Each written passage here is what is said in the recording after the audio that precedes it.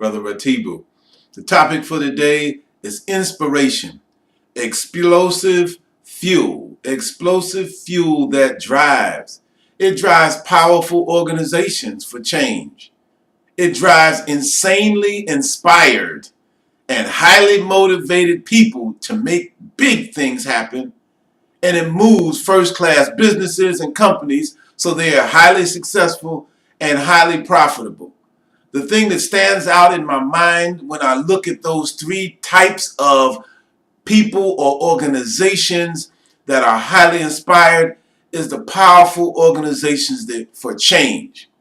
And the reason why that one comes to mind so profoundly is because we have many challenges, we have many obstacles, and we have many hurdles that we have to override and overpass and get through in order to be where we need to be, accomplish what we need to accomplish, and really have the kind of lifestyle that we need.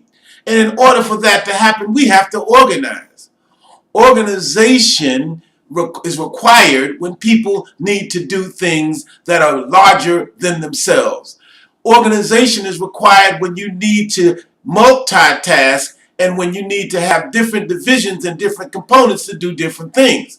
And you have to have a group of people that are willing to focus on the end that you're trying to achieve and not on their own personal feelings, their personal sentiments, to the disregard and the negation of the entire group and the intention for which the group came together. I had this conversation very deeply with someone yesterday about the significance and the importance of staying together. Staying together is a power. It's a potency that's independent of the disagreements in a group. Staying together means you pledge an allegiance to accomplish. Staying together means I'm not going to let what I feel become more important than who I'm with or what we're doing.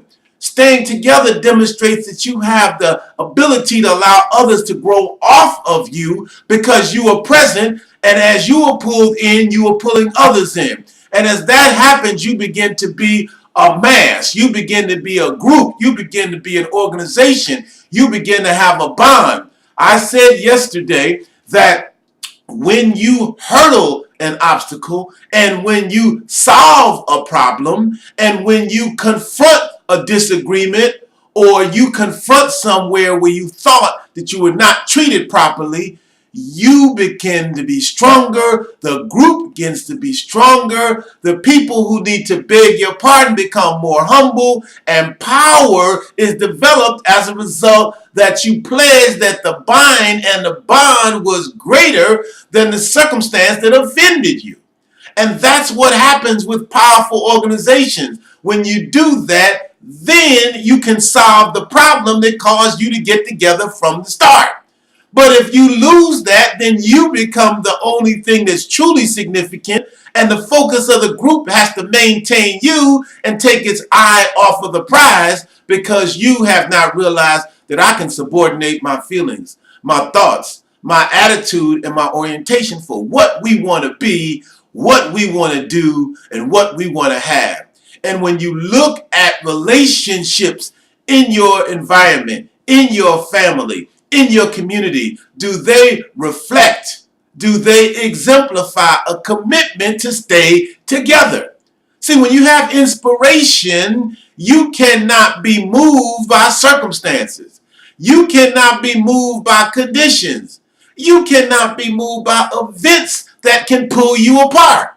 And that's the strength of the world. That's the strength of change. That's the strength of organizations. That's the strength of individuals. How well can we come together? Can we bind? Can we coalesce? Can we agree? Can we expand? Can we develop? Can we lift up and hold on to each other? That's our power.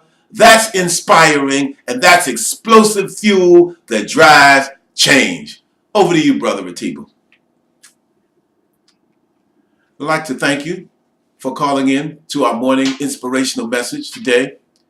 It is our desires that you call a friend, call a family member, discuss what you have heard, begin to share with them your feelings and your sentiment about us growing together, about us coming together, about us becoming stronger towards our goals, our expectations, our aspirations, and our capacity.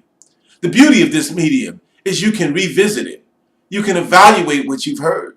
You can study it and begin to assess yourself relative to your own commitment to self-improvement, your own commitment to developing, your commitment to growing and to helping those around you become stronger and becoming a more powerful, more focused, and more successful group. Take a moment to log into this YouTube channel. Leave your comments, leave your questions, leave your concerns. Discuss what you've heard. Discuss how it has affected you and affected how you see yourself, your relationships, your family, your organizations, and your community.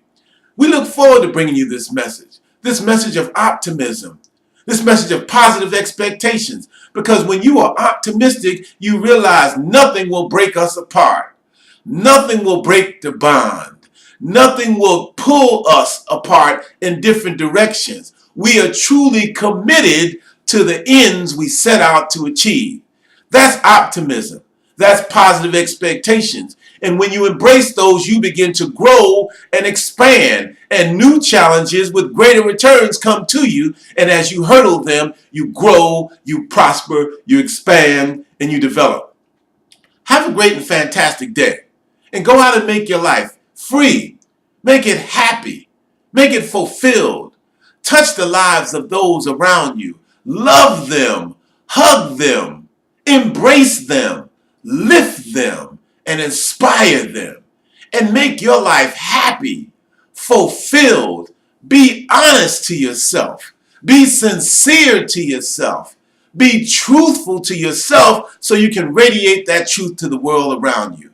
This is your friend and brother Tambuzi saying, have a great and fantastic day, and we'll see you next time.